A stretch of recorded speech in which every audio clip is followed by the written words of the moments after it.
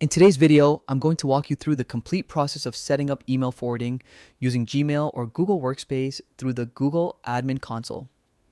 Whether you want to automatically redirect messages to another inbox, streamline communication, or manage emails across multiple accounts, this guide will take you through every step clearly and efficiently. To begin, head over to Google Workspace using your preferred web browser. This platform is your central hub for managing users, emails, apps, and all administrative settings for your organization. Once the Google Workspace page loads, look for the Admin Console.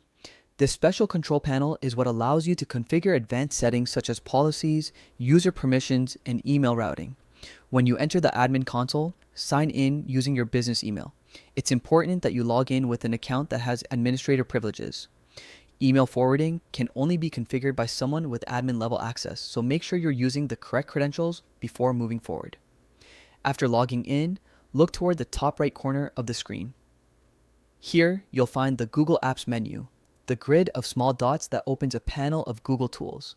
Click on this menu and select the admin icon.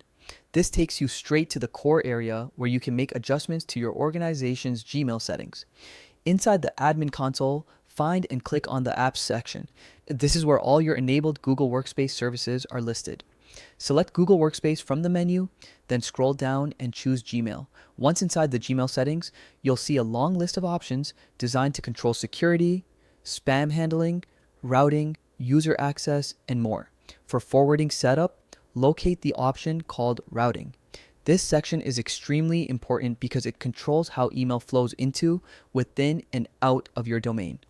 After selecting Routing, find the email forwarding option and click on it. You should see a button labeled Configure.